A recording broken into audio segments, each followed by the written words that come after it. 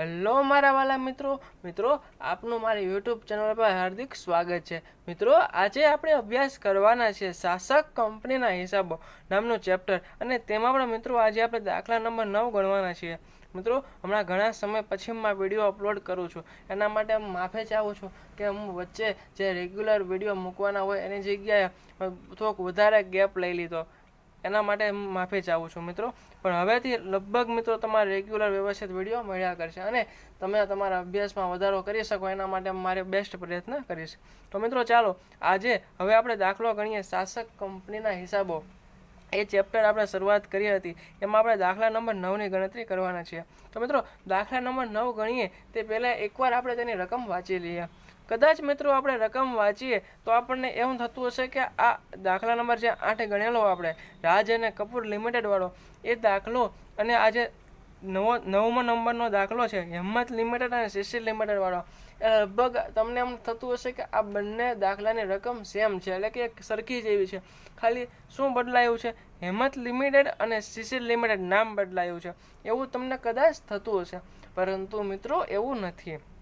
હા મિત્રો, એ બંને દાખલામાં કંઈ ફેરફાર છે, એના માટે તો અલગ અલગ આપેલો છે, એવું કંઈ નથી કે ભાઈ ડબલ વાર આપી દીધો છે, એવું પણ નથી। એ દાખલામાં એક માઇનોરી થોડીક એવી જે બાબત છે એ અલગ છે, એ હમણાં જે આપણે રકમ વાંચીએ છીએ ત્યારે હું તમને જણાવીશ। તો ચાલો મિત્રો આપણે રકમ વાંચીએ। શાસક કંપનીના હિસાબો નામના ચેપ્ટરનો દાખલા નંબર 9ની રકમ વાંચી લઈએ કે હેમંત લિમિટેડ અને સીસી લિમિટેડના તારીખ 31/3/2010ના રોજના પાકા સરવૈયા નીચે મુજબ છે।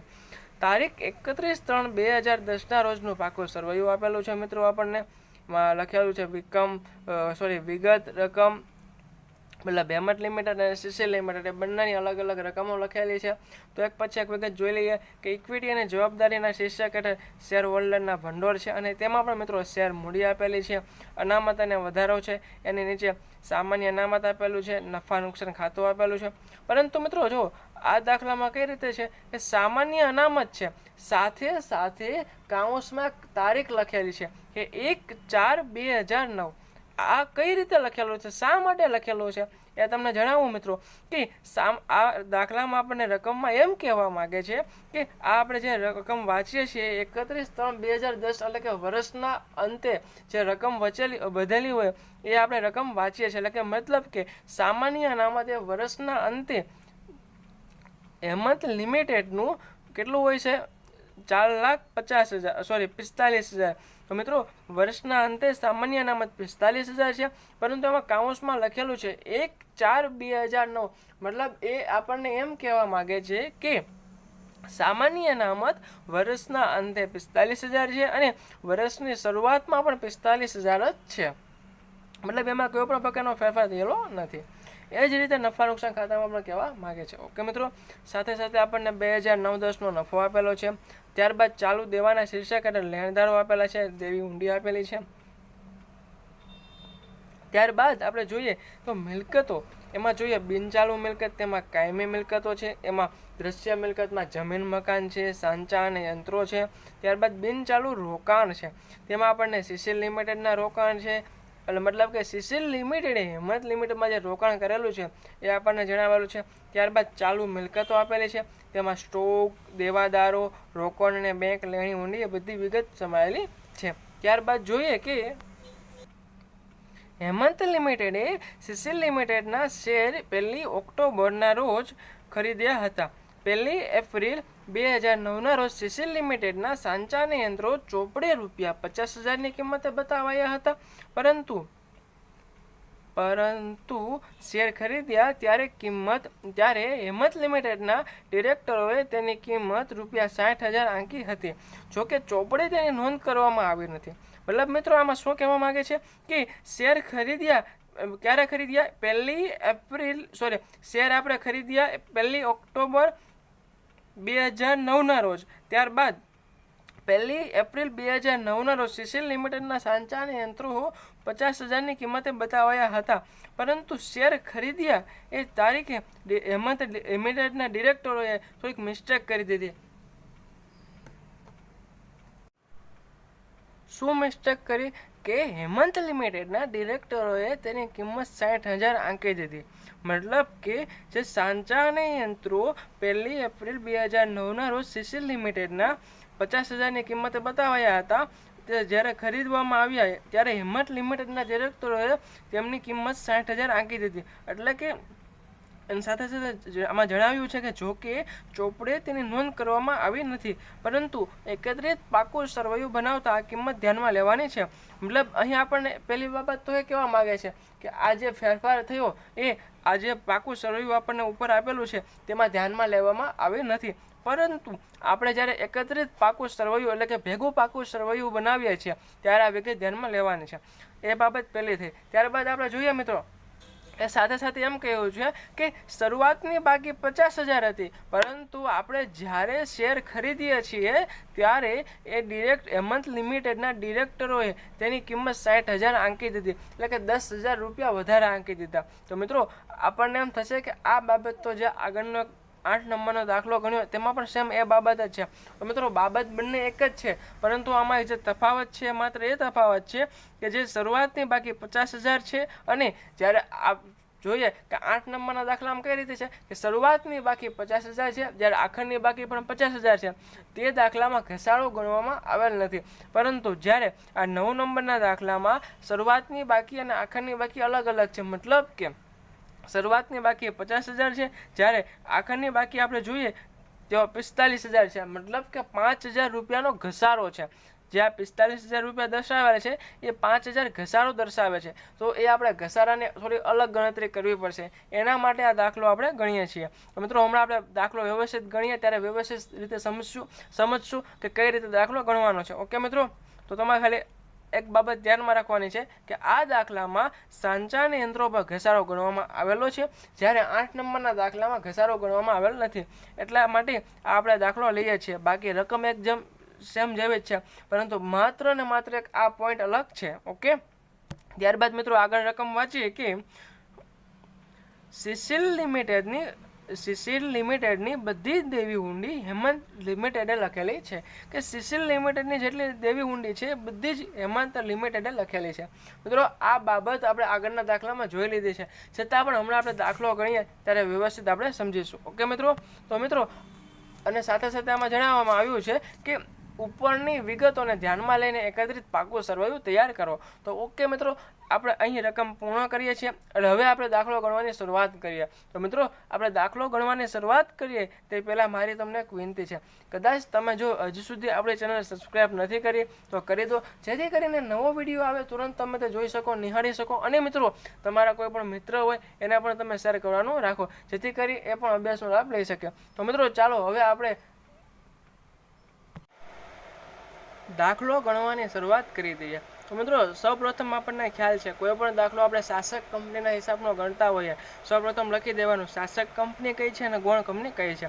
મિત્રો અહીં આપણે જોઈએ કે આપણી શાસક કંપની કઈ છે. તો મિત્રો જોઈએ કે હેમંત લિમિટેડે સિસિલ લિમિટેડના શેર 1 ઓક્ટોબરના રોજ ખરીદ્યા.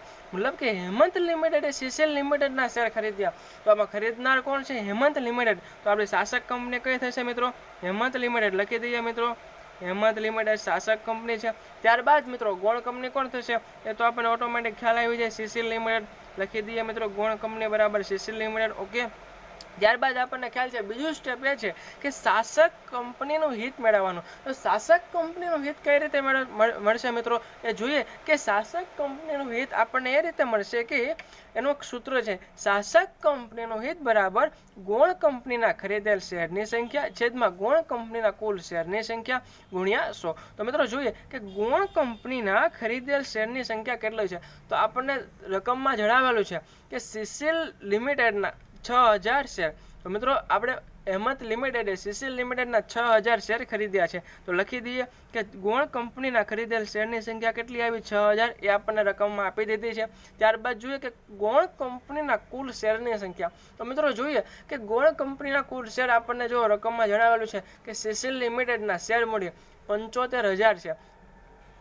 એ 75,000 રૂપિયામાં આપેલું છે, પરંતુ આપણે અહીંયા લખવાના છે શેર. તો મિત્રો જોઈએ કે 75,000 રૂપિયા આપેલા છે, તો એક શેર એ 10 રૂપિયાનો છે. તો કેટલા શેર થશે? 75,000 ભાગ્યા 10 કરીએ એટલે આપણને શેરની સંખ્યા માલુમ થઈ જશે મિત્રો. તો જોઈએ કે 75,000 ભાગ્યા 10 કરીએ એટલે 7,500 શેર ગોણ કંપનીના કુલ શેરની સંખ્યા મળી જશે. એને ગુણ્યા 100 કરી દેવાના મિત્રો. એટલે આપણે કેલ્સીમાં કરીએ 6,000 ભાગ્યા 7,500 ગુણ્યા 100 એટલે મિત્રો આપણું જે શાસક કંપનીનું હિત આવશે 80%. ત્યારબાદ મિત્રો લઘુમતી તો ગોણ કંપનીનું હિત આપણને ખ્યાલ જ છે. જો શાસક કંપનીનું હિત 80% છે તો ગોણ કંપનીનું હિત કેટલા 20% થશે. કેમ કે મિત્રો શાસક કંપનીનું હિત અને ગોણ કંપનીનું હિત બંને થઈને 100% થાય. ધારો કે શાસક કંપનીનું હિત 60% છે તો ગોણ કંપનીનું હિત 40% થવાનું. ઓકે મિત્રો, એટલે જો અહીં 80% છે તો ગોણ કંપનીનું હિત 20% છે. જો કે તમને ખ્યાલ જ હશે તો પણ એકવાર તમને રિપીટ કરાવી આપો. ત્યારબાદ મિત્રો આ 2 સ્ટેપ સૌપ્રથમ લખી દેવાના. ત્યારબાદ તમને ખ્યાલ છે આ પ્રમાણેનો કોષ્ટક બનાવી આપવાનો કે શરૂઆતની બાકી, શેર ખરીદ્યા તે દિવસની તારીખ અને આખરની બાકી. અને તેમાં લખી દેવાનું શરૂઆતની બાકી શેર મૂડી, સામાન્ય અનામત, નફા નુકસાન ખાતું. આ બધામાં આવશે જે આપણે આગળના દાખલામાં પણ લખેલું છે. આપણા માટે થોડુંક નવી બાબત એ છે કે મૂડી નફો આમાં લખેલું છે, જે આપણે બધા જ દાખલામાં નથી લખતા, પરંતુ આ દાખલામાં એક એવી બાબત છે કે મેં તમને જણાવેલી છે ને એ બાબત. કઈ બાબત જોઈએ કે 1 એપ્રિલ 2009ના રોજ સીસીએલ લિમિટેડના સાંચા અને યંત્રો ચોપડે ₹50,000ની કિંમતે બતાવ્યા હતા, પરંતુ શેર ખરીદ્યા ત્યારે હિંમત લિમિટેડના ડિરેક્ટરોએ તેની કિંમત ₹60,000 આંકી હતી, જે ચોપડે નોંધ કરવામાં આવી નથી, પરંતુ એકત્રિત પાકું સરવૈયું બનાવવામાં આવે છે ત્યારે આ કિંમત ધ્યાનમાં લેવાની છે. એટલા માટે જે આ હવાલો આપવામાં આવેલો છે મિત્રો એના માટે આપણે મૂડી નફાનું આ 2 અલગ લખેલું છે. લગભગ બધા દાખલામાં આપણે શેર મૂડી, સામાન્ય અનામત, નફા નુકસાન ખાતું 3 વિગત આવશે, પરંતુ જ્યારે દાખલામાં તમને આ રીતનો હવાલો આપવામાં આવેલો હોય ત્યારે મૂડી નફો લખાશે, 2 બાજુ લખાશે, અથવા ઘણી વખત મિત્રો એવા સંજોગો બને કે મૂડી ખોટ પણ લખાય. ઓકે મિત્રો, 2માંથી કોઈ પણ એક બાબત લખાશે, પરંતુ જ્યારે પણ આ રીતનો હવાલો આપવામાં આવેલો હોય ત્યારે જ આ રીતનું લખાશે, નહીંતર લખાશે નહીં. ઓકે મિત્રો, તો ચાલો અહીંયા આપણે પહેલાં સૌપ્રથમ આવે વિગત ભરીએ. એ પહેલાં મિત્રો આપણે તારીખ લખી દઈએ ઉપર. તો મિત્રો આપણું વર્ષ અંત ક્યારે થાય છે, એટલે કે પાકા સર્વેમાં અંતની તારીખ આપેલી છે કે 31/3/2010. તો મિત્રો અહીંયા આપણે લખી દઈએ 31/3/2010. ઓકે, એટલે આપણને સમયગાળાનો પણ ખ્યાલ આવે કેટલા સમયગાળો થયો, કે શેર ખરીદીએ છીએ એ અને આખરની બાકી વચ્ચે કેટલો સમયગાળો છે, અને શરૂઆતની બાકી અને શેર ખરીદ્યા એ તારીખ વચ્ચે કેટલો સમયગાળો છે પણ આપણને ખ્યાલ આવી શકે. એના માટે તારીખ પણ ઉપર લખી દેવાની. તો મિત્રો 31/3/2010 એ આખરની બાકી હોય તો શરૂઆતની બાકી કઈ થશે 1/4/2009. ઓકે મિત્રો, અને શેર ક્યારે ખરીદીએ છીએ 1 ઓક્ટોબરના રોજ, એટલે કે 1/10/2009ના રોજ આપણે શેર ખરીદ્યા છે. મિત્રો આ બંને વચ્ચે કેટલા માસનો તફાવત થશે કે 6 માસનો. તો મિત્રો એ આપણા માટે સરળતા રહેશે. જો 6 માસનો તફાવત અહીં રહેતો હોય તો અહીં પણ 6 માસનો તફાવત રહેતો હોય. અને મિત્રો તમને ખ્યાલ છે અથવા ન ખ્યાલ હોય, ભૂલાઈ ગયું હોય, તો હું તમને જણાવું કે શેર ખરીદીએ છીએ એ તારીખ પહેલાં કંઈ પણ પ્રકારનો નફો થાય તો તેને કહેવાશે મૂડી નફો. ઓકે મિત્રો, શેર ખરીદીએ એ પહેલાં કોઈ પણ નફો હોય તેને મૂડી નફો કહેવાય, અને શેર ખરીદ્યા તારીખથી આગળની બાકી સુધી કોઈ પણ પ્રકારનો નફો થાય તો તેને કહેવાય મહેસૂલી નફો. અને મિત્રો આ જે મહેસૂલી નફો આવે છે એ આપણે ભેગા પાકા સરવૈયામાં લખાશે, જ્યારે આ જે મૂડી નફો આવે છે એ આપણે ભેગા પાકા સરવૈયામાં લખવાનો નથી હોતો. ઓકે મિત્રો, હવે આપણે મિત્રો શેર મૂડી લખીએ. તો શરૂઆતની બાકી પહેલાં સર્વપ્રથમ લખીએ. તો શરૂઆતની બાકી મિત્રો આપણે જોઈએ તો હવે કોઈ પણ પ્રકારની સ્પષ્ટતા નથી કરેલી કે શરૂઆતની બાકી એટલા રૂપિયા છે. તો આ સૌપ્રથમ આખરની બાકી જે આપેલી છે એ જોઈએ કે સીસીએલ લિમિટેડની, મતલબ કે અહીંયા આપણે ગોણ કંપનીની જે આખરની બાકી હોય, શરૂઆતની બાકી હોય લખવાની. કેમ કે મિત્રો હિંમત લિમિટેડ એ સીસીએલ લિમિટેડનું ખાતું બનાવે છે, મતલબ કે સીસીએલ લિમિટેડના શેર ખરીદ્યા છે, તો બધી ગણતરી આપણે એની કરવી પડશે. તો મિત્રો અહીં જે પણ વિગત લખીએ એ ગોણ કંપનીની લખવાની. તો મિત્રો આખરની બાકી સીસીએલ લિમિટેડની કેટલી છે 75,000, તો લખી દઈએ 75,000. અને મિત્રો અહીંયા આપણને એવું કશું કહ્યું નથી કે શરૂઆતની બાકી કેટલી છે. તો મિત્રો આખરની બાકી 75,000 છે, તો શરૂઆતની શેર મૂડી પણ 75,000 જ હશે, એ તમારે ધારી લેવાનું. ઓકે મિત્રો, ત્યારબાદ જોઈએ સામાન્ય અનામત. તો સામાન્ય અનામતમાં આપણને કાઉસમાં રકમમાં જણાવી દીધું છે કે 1/4/2009, મતલબ કે શરૂઆતની સામાન્ય અનામત એ પણ એ જ રહેશે અને આખરની જે સામાન્ય અનામત છે એ પણ એ રહેશે, મતલબ કે 15,000 રૂપિયા શરૂની બાકી પણ રહેશે અને આખરની બાકી પણ 15,000 રહેશે. ઓકે મિત્રો, ત્યારબાદ નફા નુકસાન ખાતું. તો મિત્રો આપણને જો નફા નુકસાન ખાતામાં પણ તારીખ લખેલી છે 1/4/2009. તો મિત્રો શરૂઆતની નફા નુકસાન ખાતી 30,000 રહેશે અને આખરને નફા નુકસાન ખાતાની બાકી 30,000 રહેશે નહીં. કેમ મિત્રો એ તમને હમણાં જણાવો. પહેલાં લખી દઈએ શરૂઆતની બાકી કેટલી છે મિત્રો, 1/4/9 30,000 રૂપિયા. ઓકે, એ લખી દઈએ પહેલાં શરૂઆતની. તો મિત્રો તમને એમ થતું હશે કે જો સામાન્ય અનામતમાં તારીખ લખેલી છે તો શરૂઆતની બાકી અને આખરની બાકી બે સમાન છે, તો નફા નુકસાન ખાતામાં પણ તારીખ લખેલી છે કે 1/4/9, તો એમાં પણ શરૂઆતની બાકી અને આખરની બાકી નફા નુકસાન ખાતાની સરખી થવી જોઈએ. પરંતુ એવું એના માટે નથી થતું કે જો રકમમાં આપણે નફા નુકસાન ખાતાની નીચે એક બાબત જણાવેલી છે કે 2009-10નો નફો આપેલો છે, મતલબ કે મિત્રો આખરની બાકીમાં 2009-10નો નફો પણ ઉમેરવો પડશે. તો મિત્રો નફા નુકસાન ખાતું 30,000 છે, તેમાં આપણે નફો ઉમેરવાનો છે 40,000, તો કેટલા થશે 70,000 રૂપિયા.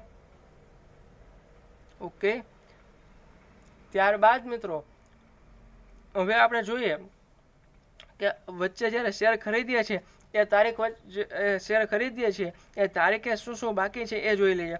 શેર મૂડી જો શરૂઆતમાં પણ એ છે, આખરમાં પણ એ છે, તો આપણે શેર ખરીદીએ ત્યારે પણ એ જ રહેવાની છે.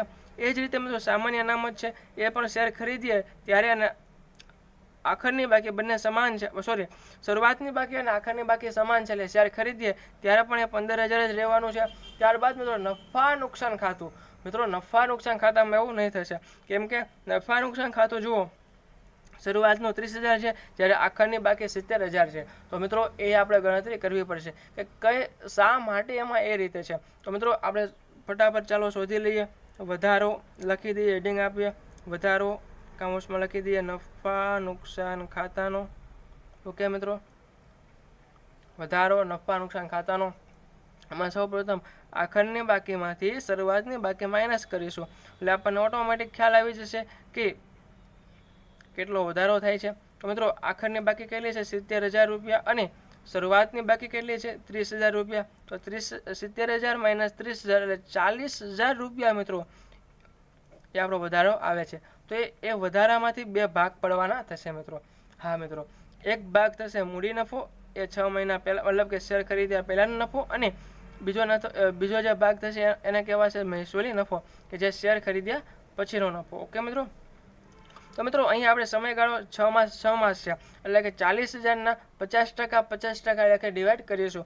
કદાચ ઘણા દાખલામાં એવું હોય કે અહીં આપણને 3 માસ જણાવેલું હોય તો અહીંયા 9 માસ હોય, તો એની ગણતરી તે રીતે કરવાની. જોકે મેં તમને આગળ જણાવેલું છે અને આગળ આવશે દાખલામાં એ રીતે, ત્યારે પણ હું તમને ફરીથી એકવાર જણાવી આપીશ. ઓકે, તો અહીંયા આપણે 50% મતલબ કે 6 માસ અહીં છે મૂડી નફો, અને મહેસૂલી નફાના પણ 6 માસ છે, એટલે આ 40,000ના 50% એટલે કે ડિવાઈડ કરીએ તો 20,000 રૂપિયા મૂડી નફો થશે અને મહેસૂલી નફો પણ 20,000 રૂપિયા થશે. તો મિત્રો નફા નુકસાન ખાતાનો મૂડી નફો છે કેટલો 20,000 રૂપિયા. તો શેર ખરીદીએ ત્યારે 30,000 પ્લસ 20,000 એટલે 50,000 રૂપિયા નફા નુકસાન ખાતાની બાકી રહે. અને મિત્રો મહેસૂલી નફો 20,000 છે, એ લખી દઈએ 20,000.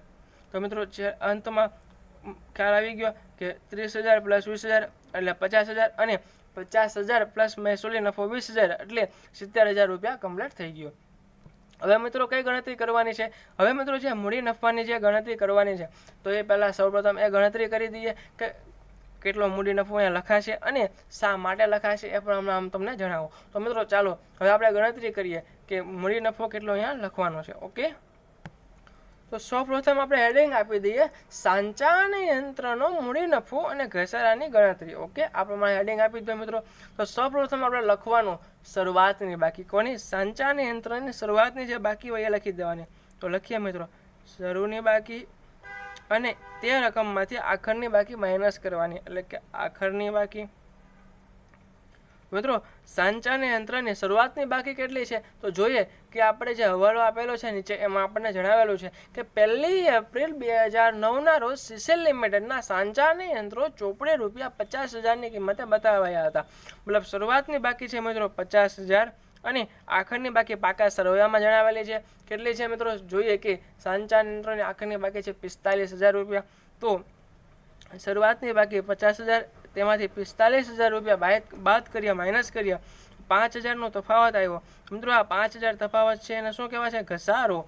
ઓકે મિત્રો, જે આપણે આગળનો 8 નંબરનો દાખલો ગણ્યો તેમાં ઘસારો નહોતો આપેલો. શરૂઆતની બાકી પણ 50,000 હતી અને આખરની બાકી પણ 50,000 હતી, પરંતુ આ દાખલામાં ઘસારો આપવામાં આવેલો છે, એના માટે જ આ દાખલો આપણે ગણીએ છીએ. તો ઘસારો કેટલો આવ્યો મિત્રો? 50,000. તો મિત્રો હવે સૌપ્રથમ આપણે ઘસારાનો દર મેળવવાનો કે કેટલા રૂપિયા ઘસારાનો દર છે. જો કે આ દાખલામાં આપણને તરત ખ્યાલ આવી જાય એમ છે કે 50,000 છે તો 5,000 રૂપિયા ઘસારો છે, તો ઘસારાનો દર કેટલો હોઈ શકે લગભગ તમને ખ્યાલ આવી શકે. પરંતુ ઘણા દાખલામાં અમુક એ રકમ એ રીતની આવે કે તેમાં આપણને ઓટોમેટિક ખ્યાલ ન આવી શકે, એના માટે ગણતરી થોડી કરવી પડે. તો મિત્રો આપણે ફટાફટ એક ગણતરી કરી લઈએ. જો મિત્રો અહીંયા સાઈડમાં લખું છું કે ઘસારાનો દર. ઓકે, ઘસારાનો દર, ઘસારાના દરની ગણતરી કે મિત્રો એ સાઈડમાં કરીએ છીએ. તો મિત્રો ઘસારાના દરની ગણતરી કરવી હોય તો એ રીતે કરવાની કે જો 50,000 રૂપિયા છે ત્યારે 100% હોય, એટલે કે 100% એ 50,000, તો 45,000 એ કેટલા ટકા થશે એ પહેલાં મેળવવાનું. ઓકે મિત્રો, કે 100% રકમ 50,000 છે તો 45,000 ક્યારે? તો મિત્રો એ આપણે જોઈએ તો 45,000 એ 90% આવશે. જો મિત્રો 100% એ 50,000 કિંમત થાય તો 45,000 કિંમત એ કેટલા ટકા છે? તો 90%. જો મિત્રો 90% મૂળ કિંમત કહેવાશે અને જે 100 - 90 એટલે 10% જે તફાવત આવે છે એ થશે ઘસારાનો દર. મતલબ કે ઘસારાનો દર કેટલો થશે મિત્રો? ઘસારાનો દર 10%, એટલે 50,000 ના 10% એટલે કે 5,000 ઘસારો થાય છે. ઓકે, એટલું તમે સમજી લો. તમે કોઈ પણ દાખલામાં આ રીતે કરશો એટલે લગભગ જવાબ મળી જશે. ત્યારબાદ મિત્રો લખી દેવાનું કે શેર ખરીદ્યા તે તારીખે આંકેલી કિંમત. લખી દો મિત્રો, ચાલો લખી દઈએ કે શેર ખરીદ્યા તે તારીખે આંકેલી કિંમત. ઓકે મિત્રો, શેર ખરીદ્યા ત્યારે કેટલા રૂપિયા આપણે આંકેલા હતા? 60,000 રૂપિયા. તો લખી દઈએ 60,000 રૂપિયા. ઓકે મિત્રો, 60,000 રૂપિયા આંક્યા હતા. ત્યારબાદ હવે લખવાનું મિત્રો કે શેર ખરીદ્યા તે તારીખે આંકેલી કિંમત 60,000 હોવાથી ઘસારો, મતલબ મિત્રો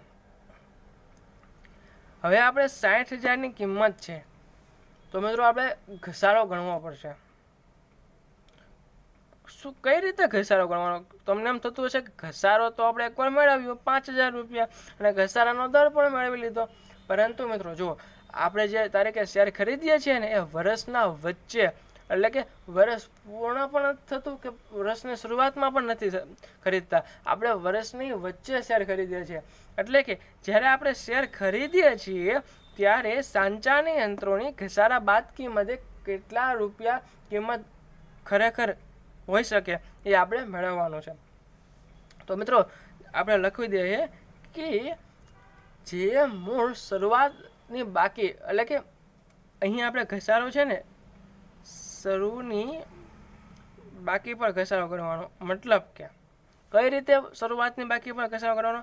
શરૂઆતની બાકી પર ઘસારો એમ તમને જણાવું મિત્રો કે શરૂઆતની બાકી પર ઘસારો મતલબ કે આપણે શેર વર્ષની વચ્ચે ખરીદીએ છીએ, એટલે કે 6 માસ, એટલે વર્ષ શરૂ થયું અને 6 માસ પૂર્ણ થાય છે ત્યારબાદ આપણે શેર ખરીદીએ છીએ. તો મિત્રો 6 માસ સુધી આપણે સાંચાના યંત્રો વાપરેલા હોય તો 6 માસ સુધીનો પહેલાં સૌપ્રથમ ઘસારો ગણવાનો કે 50,000 અને એને ગુણ્યા 10% ઘસારાનો દર છે, તો 10% ઘસારાનો દર અને 6 માસ સુધી આપણે વાપરેલા છે. ત્યારબાદ આપણે શેર ખરીદીએ છીએ ત્યારે ત્યાં સુધીમાં ઘસારા બાદ કિંમત કેટલી છે એ આપણે મેળવવાની છે મિત્રો. કે શેર ખરીદીએ ત્યારે સાંચાની યંત્રોની ઘસારા બાદ કિંમત કેટલી છે એ મેળવવા માટેની આપણે ગણતરી કરીએ છીએ. તો 50,000 10%, 50,000 ગુણ્યા 10% ઘસારાનો દર અને 6 માસ માટે આપણે મશીન ઉપયોગ કરીએ છીએ, મતલબ સાંચાના યંત્રનો ઉપયોગ કરીએ છીએ, તો ગુણ્યા 6/12, એટલે મિત્રો આપણો જવાબ આવશે 2,500 રૂપિયા. ઓકે મિત્રો, કે 2,500 રૂપિયા ઘસારો 6 માસનો થાય. તો મિત્રો આ જે 2,500 છે એમાંથી 50,000માંથી આ 2,500 રૂપિયા ઘસારો બાદ કરીએ છીએ. તો જે તારીખે આપણે શેર ખરીદીએ તે તારીખે સાંચાની યંત્રોની ઘસારા બાદ કિંમત કેટલી થશે? 47,500. જો હું લખું છું મિત્રો તમને ખ્યાલ આવે એના માટે કે શેર ખરીદ્યા તે તારીખે સાંચા અને યંત્રોની કિંમત, પણ કઈ કિંમત મિત્રો? ઘસારા બાદ કિંમત. ઓકે મિત્રો, ઘસારો આપણે મેળવેલો છે શરૂઆતની બાકી 50,000, એમાંથી આપણે 2500 રૂપિયા ઘસારો મેળવેલો છે. તો 50,000 માઇનસ 2500 એટલે 47,500 મિત્રો, 47,500 રૂપિયા થશે. જે તારીખે આપણે શેર ખરીદીએ છીએ એ તારીખે ઘસારા બાદ કિંમત 47,500 થશે. ઓકે મિત્રો, પરંતુ આપણે શેરની આંકેલી કિંમત કેટલી છે? મતલબ કે શેર ખરીદ્યા ત્યારે ડિરેક્ટરોએ ભૂલથી કેટલી કિંમત વધુ આંકી દીધી છે એ લખી દઈએ કે શેર ખરીદ્યા ત્યારે આંકેલી કિંમત. ઓકે મિત્રો, શેર ખરીદ્યા ત્યારે સાંચા અને યંત્રોની ડિરેક્ટરોએ કેટલી કિંમત આંકી હતી કે 60,000 રૂપિયા. પરંતુ મિત્રો ખરેખર કિંમત કેટલી છે? મતલબ કે એમાંથી માઇનસ કરવાનું. શેર ખરીદ્યા તે સમયની ઘસારા બાદ કિંમત. ઓકે મિત્રો, તે સમયની ઘસારા બાદ કિંમત કોની? સાંચા અને યંત્રોની. કે ડિરેક્ટરોએ 60,000 રૂપિયા આંકી દીધી, પરંતુ ખરેખર તો આપણે શેર ખરીદીએ છીએ તે તારીખે સાંચા અને યંત્રોની ઘસારા બાદ કિંમત કેટલી છે? 47,500. તો 60,000 માંથી 47,500 માઇનસ કરીએ તો મિત્રો 12,500 રૂપિયા આપણો મૂડી નફો મળી. ઓકે મિત્રો, કે 12,500 એ આપણને મૂડી નફો મળ્યો. તો લખી દઈએ મિત્રો 12,500 મૂડી નફો. આગળનું જે આપણે કોષ્ટક બનાવ્યું છે તેમાં. ઓકે, તો મિત્રો લખીએ કે 12,500 મૂડી નફો અહીં, અને અહીં પણ 12,500 મૂડી નફો લખાશે. અને મિત્રો જે ગણતરી કરવાની છે એ પણ ચાલો આપણે જોઈ લઈએ. જે આપણે મૂડી નફો મેળવ્યો મિત્રો, હવે જે આપણે ગણતરી કરવાની છે એ ગણતરી કઈ છે કે ધારો કે 6 માસનો ઘસારો 2500 રૂપિયા છે, તો 6 માસ પછી પણ પાછો ઘસારો થવાનો છે મિત્રો, તો એનો પણ ઘસારો ગણવો પડશે મિત્રો. તો એ ઘસારો કઈ રીતે ગણવાનો એ પણ આપણે જોઈએ. ચાલો તો મિત્રો ઘસારાની ગણતરી કરવાની કઈ રીતે? ધારો કે આપણો જૂનો ઘસારો કેટલો છે? 2500 રૂપિયા. ઓકે મિત્રો, પણ નવા ઘસારો ગણવો પડશે.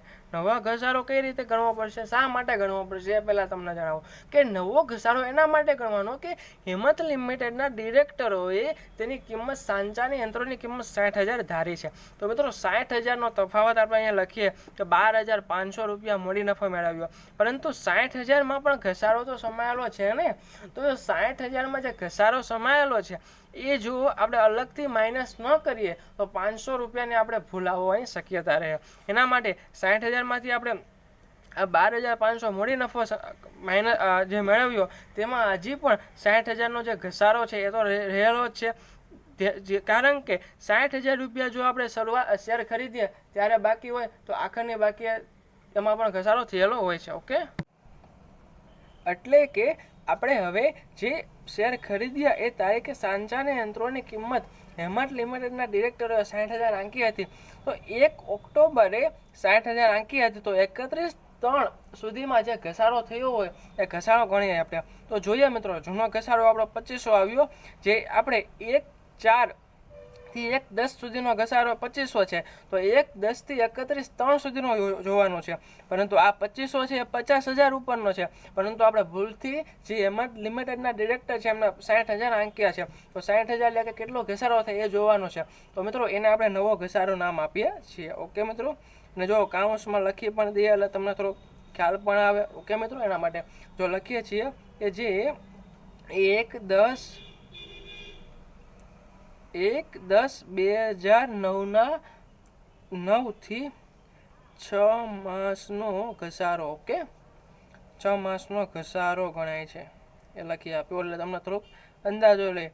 ઓકે, કારણ તમે રકમ આપણે મતલબ દાખલો ગણતા હોઈએ ત્યારે આ બાબત લખીએ કે ન લખીએ ચાલે, પણ લખી દઈએ તો સ્પષ્ટતા કરી હોય તો વધારે સારું પડે. ઓકે, તો આપણે 60,000નો ઘસારો ગણીએ તો ઘસારાનો દર આપણે ખબર છે 10%, તો 60,000 ગુણ્યા 10% એટલે આપણે માનો તો ઘસારો થશે 6,000, અને પરંતુ એ આખા વર્ષનો થશે. આપણે જોઈએ છે 6 માસનો, તો 6,000 ભાગ્યા 2 કરીએ એટલે 3,000 રૂપિયા થશે. ઓકે મિત્રો, લખી દઈએ અહીંયા.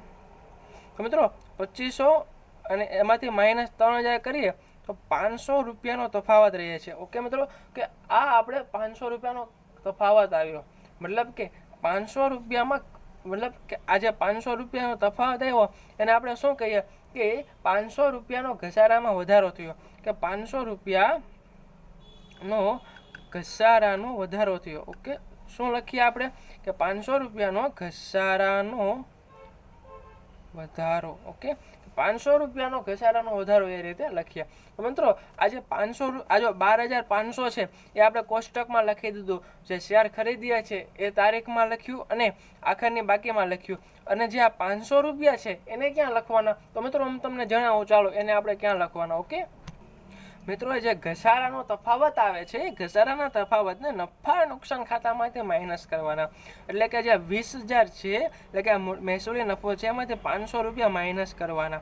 એટલે આપણી પાસે મહેસૂલી નફો આવશે 19,500, એ અહીં પણ માઇનસ થશે અને વર્ષના અંતે પણ માઇનસ થશે. 70,000 માઇનસ 500 રૂપિયા. ઓકે, 70,000 માઇનસ 500 એટલે આપણો જે આખરની બાકી નફા નુકસાન ખાતાની કેટલી આવશે? 69,500. એટલે આપણે જ્યારે પણ મહેસૂલી નફો હવે જે આપણે પાકા સરવૈયામાં લખીએ છીએ 31 પાકા સરવૈયામાં, ત્યારે આપણે શાસકના ભાગ જેટલો 19,500 લેવાનો અને જે આપણે આખરની બાકી આપણે લઘુમતી હિત શોધવા માટે ઉપયોગમાં લઈએ છીએ ત્યારે નફા નુકસાન ખાતામાં જે બાકી લખીએ તે 69,500 લેવાની થશે. ઓકે મિત્રો, એટલું તમને આશા રાખું છું કે આ બધી વિગત તમને સમજાણી હશે. અથવા ન સમજાઈ હોય તો એકવાર ફરીથી રિપીટ કરીને વિડીયો જોજો એટલે તમને ઓટોમેટિક ખ્યાલ આવી જશે. મિત્રો હવે ત્યારબાદની વિગત આપણે જોઈએ. ચાલો હવે મિત્રો આપણે પાઘડી કે મૂડી અનામત મેળવ્યા. ઓકે, તો મિત્રો આપણે લખી દેવાનો પાઘડી કે મૂડી અનામતનું હેડિંગ આપી કાઉન્સમાં લખવાનું શાસકનો ભાગ. તો શાસકનો ભાગ કેટલા ટકા છે મિત્રો? 80%. તો લખી દઈએ 80%. મિત્રો શેર મૂડી શાસકના ભાગ જેટલી લખવાની. મતલબ કે આગળ આપણે જે કોષ્ટકમાં લખીએ અને મિત્રો તમને ખ્યાલ છે ને કે પાઘડી કે મૂડી અનામત જ્યારે પણ લખતા હોઈએ ત્યારે આ જે શેર મૂડી સામાન્ય અનામત નફા નુકસાન ખાતું એ જે બાબત લખતા હોય, મતલબ કે જે વિગત લખતા હોઈએ એ આપણે જે તારીખે શેર ખરીદીએ છીએ એ તારીખની જ લખવાની થશે. મતલબ કે શેર મૂડી આપણે શેર ખરીદીએ ત્યારે એ તારીખે 75,000ની બાકી હતી, પરંતુ આપણે તેના 80% લેખે લખવાના થશે. ઓકે મિત્રો, અને સામાન્ય અનામત જોઈએ તો સામાન્ય અનામત 15,000 હતી, તો 15,000ના 80% લેખે લખવાનું થશે મિત્રો.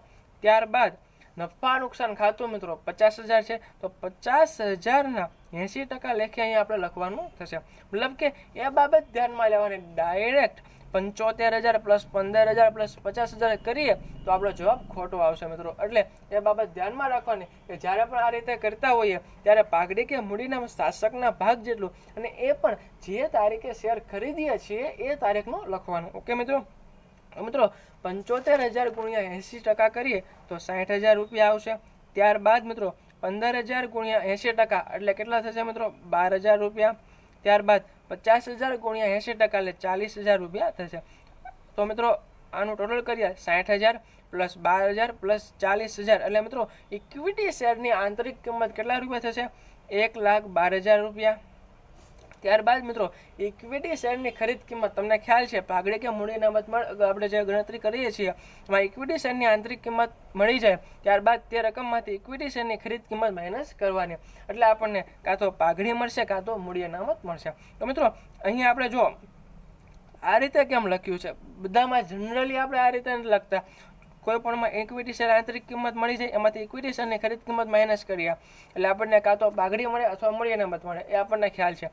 પરંતુ મિત્રો આ દાખલામાં આપણે મૂડી નફો મેળવ્યો છે. ઘણી વખત અમુક દાખલામાં મૂડી ખોટ પણ મેળવ્યા મિત્રો. તો મિત્રો ધારો કે મૂડી નફો મળે તો મૂડી નફોને આપણે માઇનસ કરવાનું અને ઘણી વખત મૂડી ખોટ મળે છે તો મૂડી ખોટને પ્લસ કરવાનું થશે. એ આપણે આગળ દાખલામાં એ ટાઈપનો દાખલો લેશું એમાં તમને ઓટોમેટિક ખ્યાલ આવી જશે. તો મિત્રો અહીંયા આપણે મૂડી નફો છે આપણે ઇક્વિટી શેરની ખરીદ કિંમતમાંથી એટલો માઇનસ કરવાનો. તો સૌપ્રથમ આપણે ઇક્વિટી શેરની ખરીદ કિંમત લખીએ તો ઇક્વિટી શેરની ખરીદ કિંમત છે મિત્રો 1,00,000 રૂપિયા જે રકમમાં આપેલી છે તેમાંથી મૂડી નફો આપણે કેટલો છે 12,500 હમણાં જ આપણે ગણતરી કરીને મેળવ્યો ને તે 12,500 લખવાનો. પરંતુ મિત્રો 12,500 પૂરેપૂરો લખવાનો થશે નહીં. એ આપણે 80% લેખે એટલે કે શાસકના ભાગ જેટલો છે એ આપણે માઇનસ કરવાનો.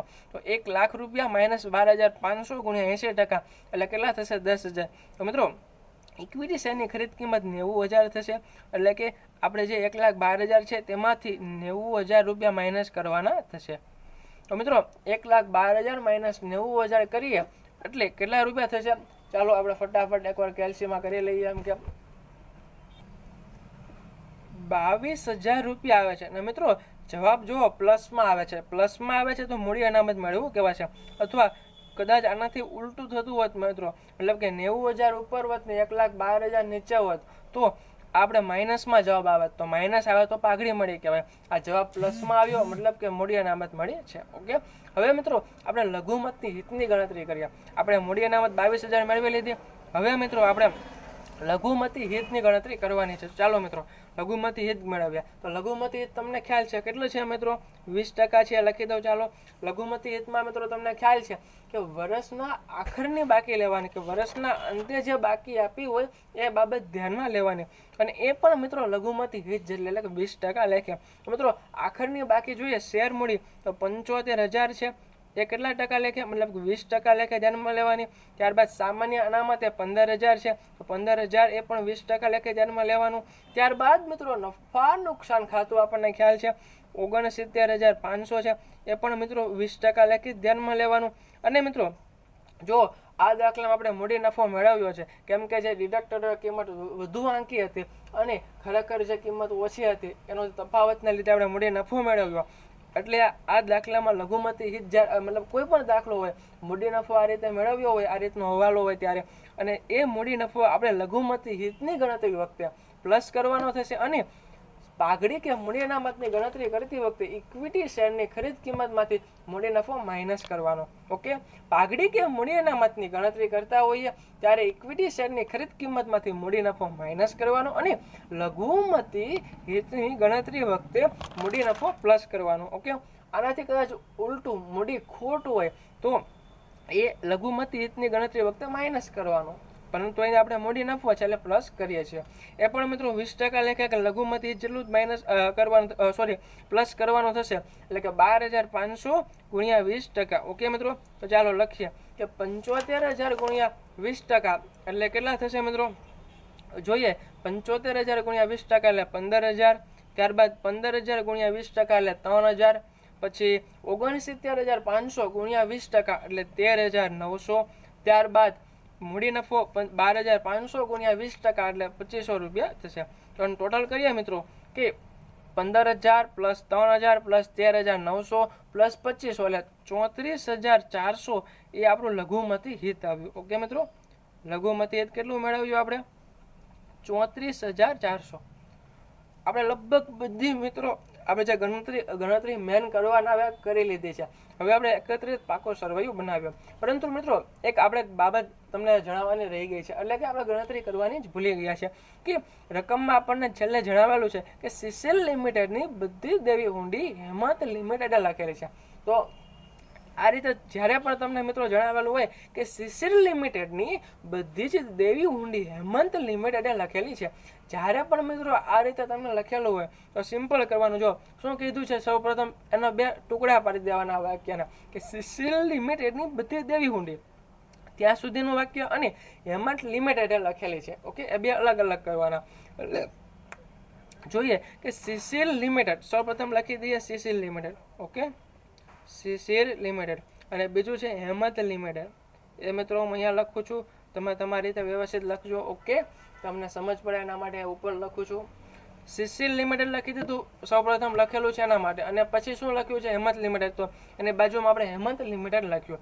સીસીએલ લિમિટેડની બધી દેવી હુંડી, તો બધી દેવી હુંડી કહ્યું છે તો સીસીએલ લિમિટેડ છે તો એની બધી જ દેવી હુંડી. ઓકે, એ કોણે લખેલી છે? હેમંત લિમિટેડ. એટલે કે હેમંત લિમિટેડે શું લખ્યું હોય? લેણી હુંડી. ઓકે, તો જ્યારે પણ આ કહ્યું હોય ત્યારે આ રીતે કરી દેવાનું કે સીસીએલ લિમિટેડની દેવી હુંડી, સીસીએલ લિમિટેડના નીચે દેવી હુંડી લખી દેવાનું, હેમંત લિમિટેડ નીચે લેણી હુંડી લખી દેવાનું. ઓકે મિત્રો, સમજાય છે ને? કે અમે જો કે આ રકમમાં જણાવેલું છે કે સીસીએલ લિમિટેડની બધી દેવી હુંડી, તો સીસીએલ લિમિટેડની બધી દેવી હુંડી હેમંત લિમિટેડ લખેલી, તો લેણી હુંડી હેમંત લિમિટેડ લખેલી હોય. ઓકે, તો સીસીએલ લિમિટેડની પહેલાં દેવી હુંડી જોઈએ. તો મિત્રો સીસીએલ લિમિટેડની દેવી હુંડી કેટલી છે? 5,000 રૂપિયા. તો 5,000 છે એ હેમંત લિમિટેડે લખેલી છે. તો એની આપણે 5,000ની ગણતરી એટલે કે એન્ટ્રી કરવાની થશે. તો 5,000ની કઈ રીતે એન્ટ્રી થશે તો હું તમને જણાવું મિત્રો કે સીસીએલ લિમિટેડની દેવી હુંડી કેટલી છે? 5,000 રૂપિયા. તો જે 5,000 રૂપિયા છે સીસીએલ લિમિટેડની દેવી હુંડી, એ જ્યારે પણ આપણે લખીએ છીએ મિત્રો ત્યારે એ આપણે લખાશે અને ભેગા પાકા સરવૈયામાં સીસીલ લિમિટેડની દેવીઓની 5000 નહીં લખાય અને હેમત લિમિટેડની લેણી ઊંડી હોય તેમાંથી 5000 માઇનસ કરવાના થશે. કદાચ તમને મિત્રો ન સમજાણ હોય તો બહુ ચિંતા ન કરતા. હમણાં આપણે ભેગો પાકો સરવૈયો બનાવીએ છીએ ત્યારે તમને ઓટોમેટિક ખ્યાલ આવી જશે. ચાલો મિત્રો, આપણે લગભગ બેઝિક બધી જ ગણતરી થઈ ગઈ છે. તો હવે આપણે ભેગું પાકું સરવૈયું બનાવી દઈએ. મિત્રો મેં અમુક વિગતો બેઝિક લખી આપી છે જેથી કરીને વિડીયો એકદમ ટૂંકો બને અને ઓછા સમયમાં પૂરો થઈ શકે, જેનાથી તમારો સમય વધે અને તમે વ્યવસ્થિત અભ્યાસ કરી શકો. ઓકે મિત્રો, તો ચાલો હવે આપણે ભેગું પાકું સરવૈયું બનાવીએ. ઓકે મિત્રો, તો સૌપ્રથમ હેડિંગ આપી દઈએ, તારીખ 31/3/10 રોજ 31 પાકું સરવૈયું. ત્યારબાદ વિગત રકમ આ પ્રમાણે લખી દઈએ મિત્રો. ત્યારબાદ સૌપ્રથમ હેડિંગ આપી દેવાનું, ઇક્વિટી અને જવાબદારી, તેમાં શેર હોલ્ડરના ભંડોળ લખી દેવાનું. પછી શેર મૂડી લખવાની, શેર મૂડી લખવી મિત્રો. અને મિત્રો હજી એક બાબત આગળના દાખલામાં તો મેં જણાવેલું છે, છતાં પણ આ દાખલામાં હું તમને જણાવું છું કે ગૌણ કંપનીના ખરીદેલ શેરની જે રકમ હોય એ રકમ અને ગૌણ કંપનીની શેર મૂડી એ આપણે ભેગા પાકા સરવૈયામાં લખાશે ને. એકવાર ફરીથી રિપીટ કરું કે ગૌણ કંપનીના ખરીદેલ શેરની જે રકમ છે એ અને ગૌણ કંપનીની શેર મૂડી એ ભેગું પાકું સરવૈયું બનાવતા હોઈએ ત્યારે આપણે ભેગા પાકા સરવૈયામાં લખાશે ને. એટલે મિત્રો આપણે સીસીલ લિમિટેડની જે શેર મૂડી છે લખીશું નહીં, એટલે લખાશે પણ નહીં. એટલે આપણે અહીં ખાલી માત્ર ને માત્ર શેર મૂડી હેમત લિમિટેડની લખીશું. કેટલી છે મિત્રો? 3 લાખ રૂપિયા. તો લખી દઈએ શેર મૂડી હેમત લિમિટેડની 3 લાખ રૂપિયા. ઓકે, ત્યારબાદ અનામત અને વધારો, એમાં સામાન્ય અનામત છે. સામાન્ય અનામતમાં હેમંત લિમિટેડનું જોઈએ મિત્રો કે સામાન્ય અનામત હેમંત લિમિટેડનું કેટલું છે? 45,000. તો લખી દઈએ મિત્રો 45,000.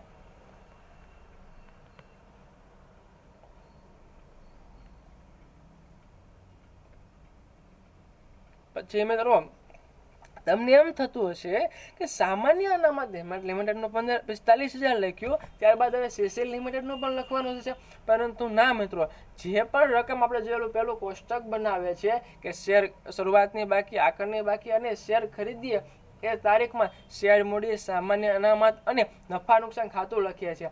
તેમાં આપણે ગૌણ કંપનીની જે બધી બાકી લખીએ છીએ એના માટે એ આપણે ભેગા પાકા સરવૈયામાં લખવાનું નહીં થશે. ઓકે, કેમ કે એ બધી વિગતો મિત્રો આપણે પાઘડી કે મૂડી અનામતમાં એકવાર ઉપયોગ કરી લીધી છે. એટલે કે જે પણ વિગત આપણે શેર મૂડી આજે લઘુમતી હિતમાં જે ઉપયોગમાં લઈએ છીએ એ બાબત ભેગા પાકા સરવૈયામાં ધ્યાનમાં નહીં લેવાશે. ઓકે, તો મિત્રો હેમત લિમિટેડને લખી દીધી સામાન્ય અનામત. ત્યારબાદ જોઈએ તો મૂડી અનામત આપણે મેળવ્યું છે કે પાઘડી કે મૂડી અનામતની જગ્યાએ મૂડી અનામત મેળવ્યું છે. એ પણ આપણે અનામત અને વધારાના શીર્ષક એટલે લખવાનું છે. તો મૂડી અનામત કેટલું મેળવ્યું મિત્રો? 22,000. એ પણ લખી દઈએ, ચાલો 22,000. ત્યારબાદ મિત્રો નફા નુકસાન ખાતું જોઈએ. તો નફા નુકસાન ખાતામાં મિત્રો હેમત લિમિટેડનું કેટલું છે? 60,000 રૂપિયા. ઓકે, હેમત લિમિટેડનું લખીએ 60,000.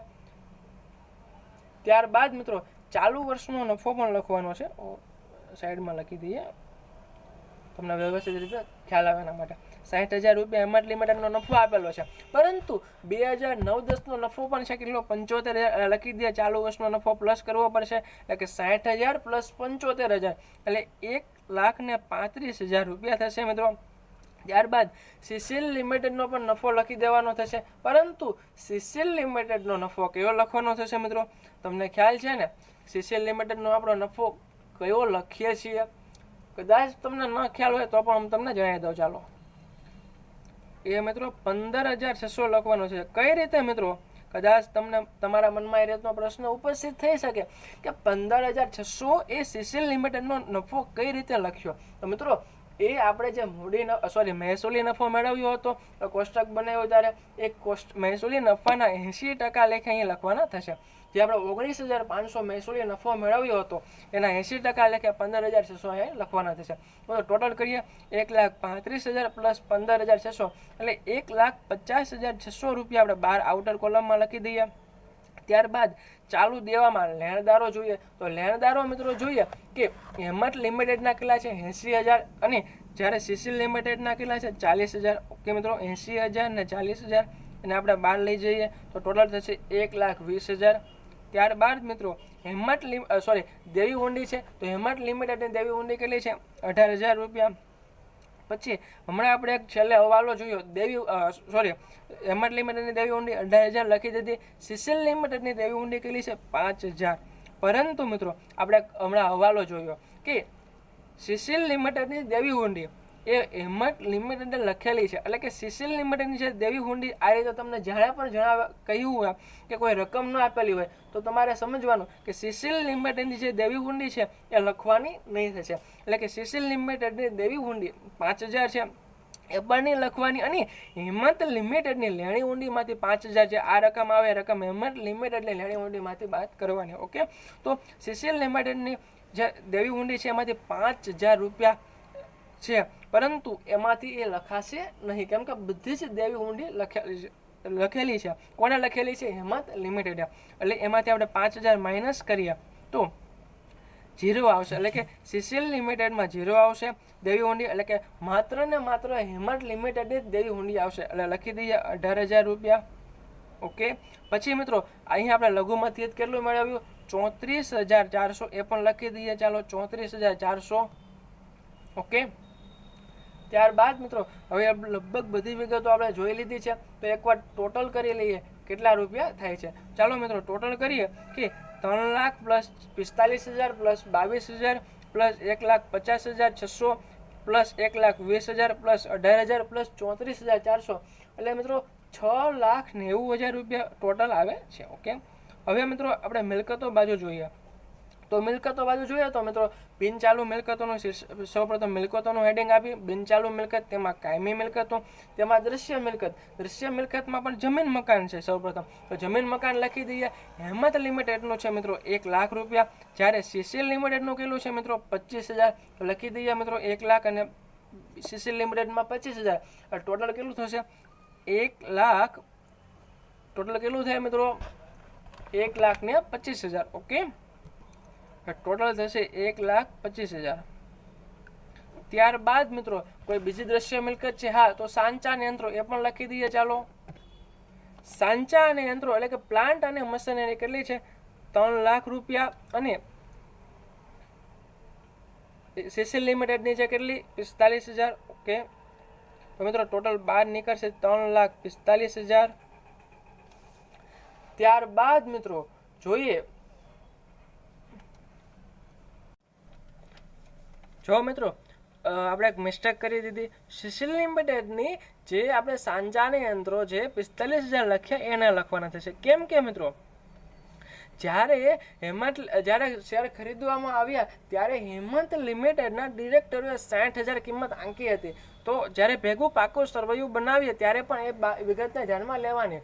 અહીં ઘસારો બાદ કરવામાં આવ્યો છે, એના માટે આપણે સૌપ્રથમ પહેલાં ઘસારો પણ મેળવ્યો, તો આપણે 60,000ના 3,000 રૂપિયા ઘસારો મેળવ્યો. તમને ખ્યાલ છે, આગળની ગણતરીમાં આપણે ગણેલું છે.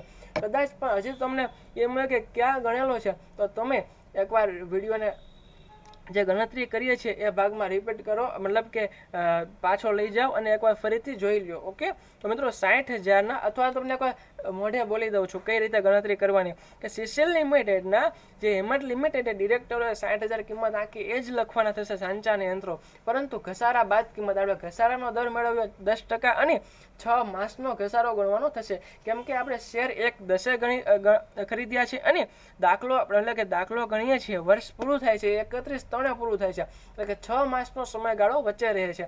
એટલે કે 60,000 ગુણ્યા 10% અને 3 ગુણ્યા 6 ભાગ્યા 12 કરીએ એટલે 3,000 રૂપિયા ઘસારો આવે. એ 60,000માંથી બાદ કરીએ એટલે સીસીએલ લિમિટેડના 57,000 રૂપિયા ઘસારા બાદ કિંમતે પ્લાન્ટ અને મશીનરી અથવા સાંચા યંત્રો રહેશે.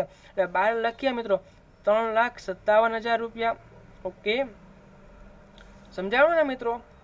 ત્યારબાદ મિત્રો ચાલુ મિલકતો જોઈએ, સ્ટોક લખીએ. હેમત લિમિટેડનો કેટલો છે? 50,000 અને સાથે સાથે આપણે સીસીએલ લિમિટેડનો કેટલો છે? 40,000 લખી દઈએ. 50,000 હેમત લિમિટેડનો અને સીસીએલ લિમિટેડનો 40,000, એટલે મિત્રો બહાર લખીશું કેટલા? 90,000 રૂપિયા. ત્યારબાદ મિત્રો દેવાદારો લખીએ. હેમત લિમિટેડના કેટલા છે? 15,000 અને સીસીએલ લિમિટેડના કેટલા છે? 65,000 લખી દઈએ મિત્રો. 15,000 ને 65,000 એટલે ટોટલ કરીએ મિત્રો તો કેટલું થશે? 80,000 રૂપિયા. ત્યારબાદ મિત્રો રોકડ અને બેંક હેમંત લિમિટેડ અને જે સીસીએલ લિમિટેડ છે તેની જોઈએ કે 3000 રૂપિયા હેમંત લિમિટેડની છે અને સીસીએલ લિમિટેડની કેટલી 15000 રૂપિયા છે. તો ટોટલ કરીએ તો 18000 રૂપિયા થશે. ત્યારબાદ મિત્રો લેણી ઊંડી હેમંત લિમિટેડની કેટલી છે મિત્રો 10000 રૂપિયા. પરંતુ મિત્રો તમને ખ્યાલ છે આપણે કવાલો આગળ આવેલો હતો, તેથી હેમંત લિમિટેડની લેણી ઊંડીમાંથી કેટલા 5000 રૂપિયા માઇનસ કરવાના થશે.